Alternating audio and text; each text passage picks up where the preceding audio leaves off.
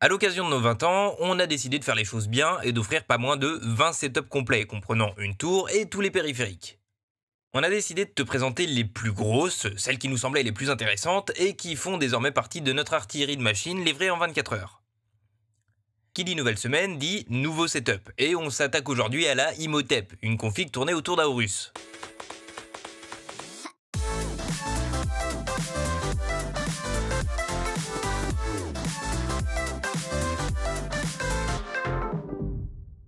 Second vendredi, seconde config, cette fois-ci construite autour d'un Core i5, le 9600K de chez Intel. Ce proc, le petit frère du 9700K présenté la semaine dernière, fait lui aussi partie de la dernière génération des bleus. Alors certes il perd 2 cœurs face au i7 ainsi que 300 MHz en boost, mais se pose quand même à 6 cœurs qui sont capables de monter jusqu'à 4,6 GHz. Config full Aorus nous avons call, config full Aorus nous avons fait.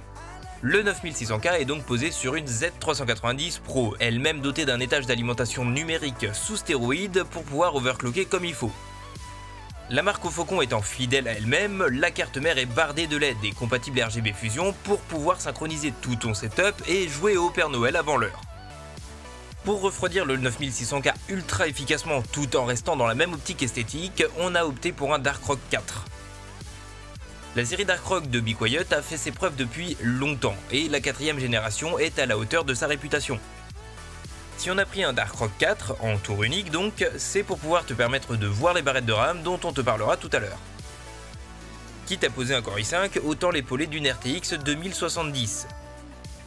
Bon, elle sera pas aussi lumineuse que la carte mère, mais la 2070 WindForce et ses 3 ventilos en font une carte graphique qui annonce du bon en termes de perf et de refroidissement. Si le seul point RGB sur la CG est le logo Gigabyte sur la tranche, Aorus s'est rattrapé sur les RAM. Toujours plus de LED, toujours plus de RGB et on part sur 2 barrettes de 8 Go de RAM cadencées à 3200 MHz et en casse 16. Ça, c'était la mémoire vive et en ce qui concerne la mémoire morte, on a du Aorus évidemment. Mais pas n'importe quoi. La marque a réussi à proposer un NVMe de 256 Go qui a parmi les plus gros débits théoriques du marché avec près de 3,5 Go par seconde en lecture et 2 Go par seconde en écriture. Là où ce NVMe apporte quelque chose en plus, c'est dans le fait qu'il arrive avec un dissipateur déjà en place. Dissipateur doté du logo Aorus en RGB bien bling bling évidemment, mais super plaisant à l'œil pour garder de la cohérence. Enfin, on a ajouté un bon gros disque dur de 2 Tera, le Seagate Barracuda, pour stocker tous tes films et tes jeux en toute tranquillité. Niveau alimentation, on est sur une P750W, un bloc entièrement modulaire en 80 Plus Gold de 750 watts. Enfin, pour embarquer tout ça, on a opté pour le C300 Glass, le dernier né des boîtiers de la marque.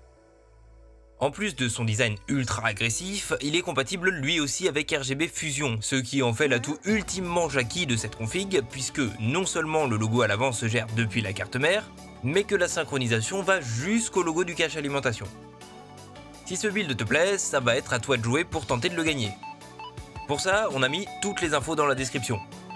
En attendant, si cette vidéo t'a plu, tu sais quoi faire pour nous le montrer, et si tu as d'autres questions ou pannes à résoudre, on est aussi là pour toi sur Twitter, Facebook, Snapchat et Instagram. N'hésite pas à nous dire en commentaire ce que tu en as pensé, et nous on se retrouve vendredi prochain pour une présentation du 3ème build, qui sera entièrement centré, petit spoil, sur la marque.